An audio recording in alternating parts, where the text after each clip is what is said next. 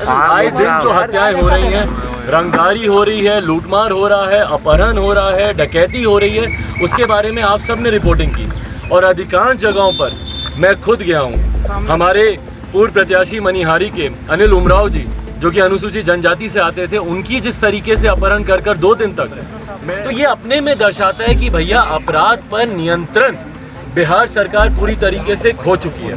और इसीलिए हम लोगों ने बिहार के जो मुख्यमंत्री हैं वो हमारे प्रदेश के गृह मंत्री भी हैं। गृह विभाग की जिम्मेदारी उन्हीं की है। बिहार में लॉ एंड ऑर्डर सुचारू रूप से चले, ये जिम्मेदारी हमारे मुख्यमंत्री की है। पर उनके रहते हुए अगर बिहार में इस तरीके से आपराधिक घटनाएं बढ़ती जा रही हैं, और ख़ास तौर पर चिंता की बात इसलिए है कि ऐसे लोगों को टारगेट किया जा रहा है जो कि अनुसूचित जाति जनजाति से आते हैं, जो अपने क्षेत्र में अपने समाज में पॉपुलर हो रहे हैं, जो प्रदेश में राष्ट्रीय स्तर पर हो, प्रदेश के स्तर पर हो या अपने क्षेत्रीय स्तर पर हो, उनकी लोकप्रियता बढ़ती जा रही है। ऐसे लोगों को ये लोग टारगेट कर रहे हैं।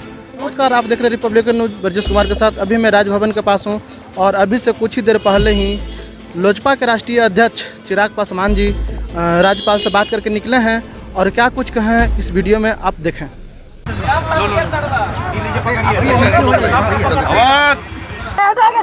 आगे से हटो यार।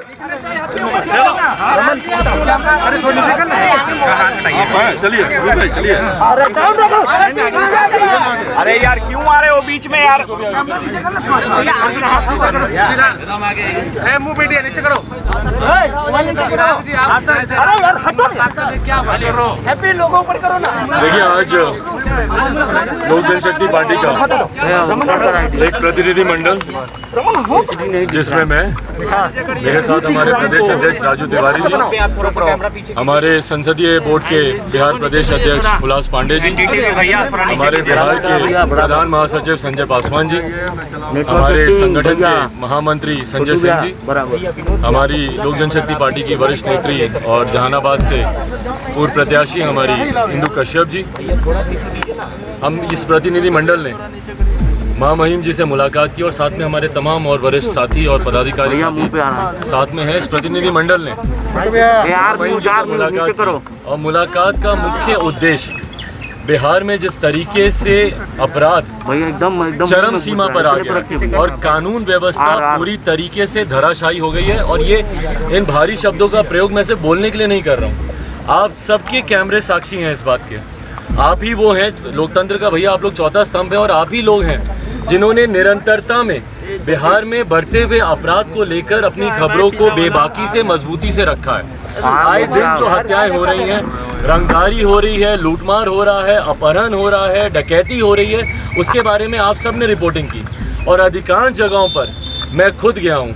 हमारे पूर्व प्रत्याशी मनिहारी के अनिल उमराव जी, जो कि अनुसूचित जनजाति से आते थे, उनकी जिस तरीके से अपहरण कर 2 दिन तक मैं एसपी साहब के संपर्क में रहा, निरंतर उनसे बात होती रही, पर उसके बाद भी जिस तरीके से उनकी निर्मम हत्या कर दी गई। उसके बाद कल मैं मेयर साहब के यहाँ गया, कटिहार के जो मेयर साहब हैं शिवराज पासवान जी, उनकी जिस तरीके से हत्या कर दी गई, उनको बाहर बुलाकर सीने में 3 गोलियां सामने से लाकर दाग दी गई। चश्मदीद होने के बावजूद, आई विटनेसेस होने के बावजूद जिस तरीके से शासन प्रशासन तंत्र पूरी तरीके से उदासीन रवैया इन विषयों पर दिखाता है। उससे पहले ठीक वहीं पर कटिहार के जो पिछले भी मेयर थे, वो भी अनुसूचित जाति से आते थे, उनकी भी ऐसी हत्या कर दी गई। आज वो अपराधी पिछले 1-1.5 साल से खुलेआम घूम रहे हैं। तो ये अपने में दर्शाता है कि भैया अपराध पर नियंत्रण बिहार सरकार पूरी तरीके से खो चुकी है।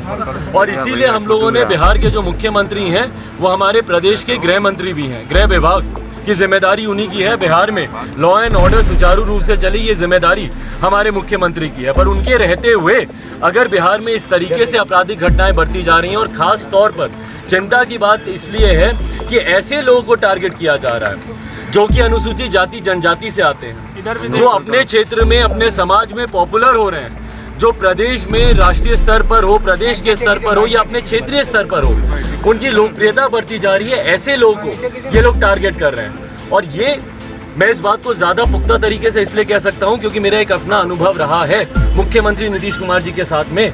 मैंने उनको देखा है कि किस तरीके से जातीयता के आधार पर वो राजनीति अपनी करते हैं। कोई दलित वर्ग का या महादलित वर्ग का कोई व्यक्ति सामने आए, ये मुख्यमंत्री नीतीश कुमार जी को बर्दाश्त नहीं होता। मेरे नेता, मेरे आदर्श आदरणीय रामविलास पासवान जी को आप सबके कैमरों के सामने किस तरीके से कितनी बार उन्होंने अपमानित करने की कोशिश की।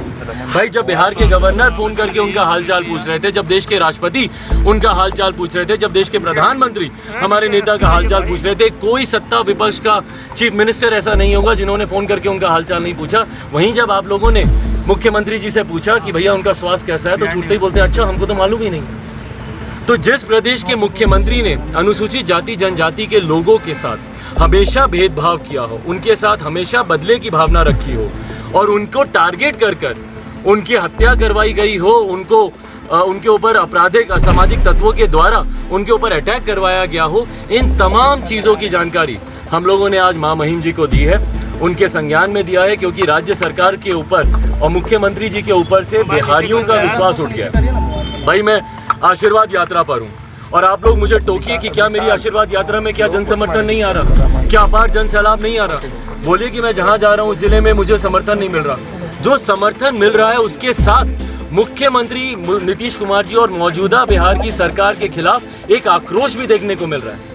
नफरत करने लगे हैं बिहार के लोग मुख्यमंत्री नीतीश कुमार जी की योजनाओं से, इनकी नीतियों से।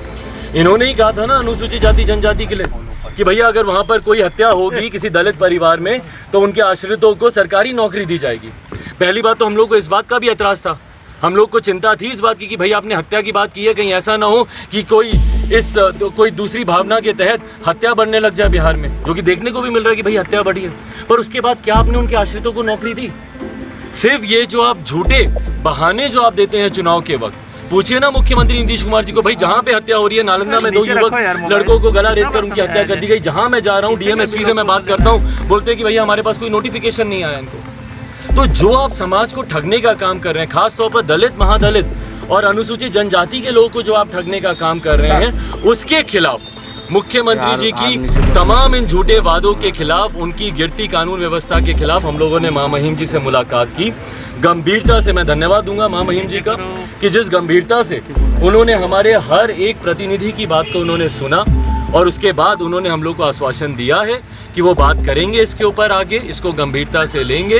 इन तमाम चीज़ों पर उन्होंने सकारात्मक आश्वासन हम लोगों को दिया है और मैं उम्मीद करता हूं, क्योंकि राज्य सरकार से अब ना मुझे ना किसी बिहारी को उम्मीद बची है, तो मैं उम्मीद करता हूं कि केंद्र के हस्तक्षेप से बिहार में कम से कम बढ़ता अपराध नियंत्रित होगा।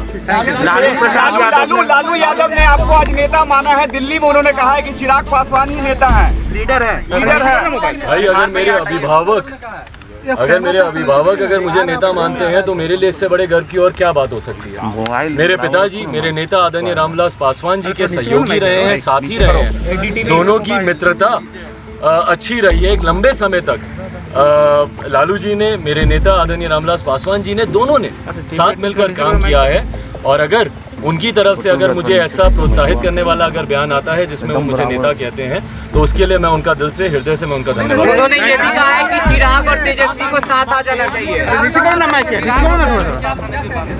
मैं उनकी भावना का सम्मान करता हूं और आज की तारीख में जिस तरीके से मैं अपनी एक आशीर्वाद यात्रा पर निकला हूँ, मैंने बार बार इस बात को कहा है कि मेरी प्राथमिकता आज की तारीख में आशीर्वाद यात्रा है, तो मेरा पूरा ध्यान अभी केंद्रित मेरी इस आशीर्वाद यात्रा पर।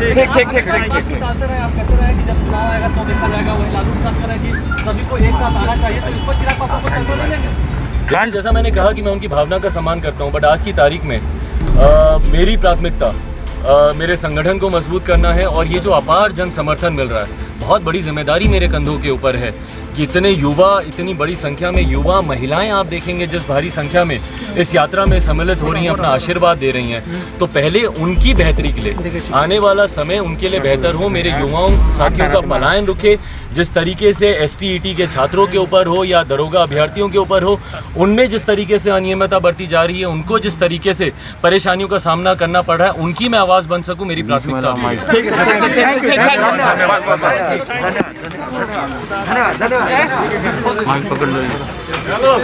करो। इसके पास है, आपके पास। रिपब्लिकन न्यूज से जुड़ने के लिए सब्सक्राइब बटन दबाकर चैनल को सब्सक्राइब करें। नोटिफिकेशन प्राप्त करने के लिए यहाँ बेल को दबाएं। वीडियो अच्छा लगे तो लाइक करें और दोस्तों के साथ शेयर करना ना भूलें।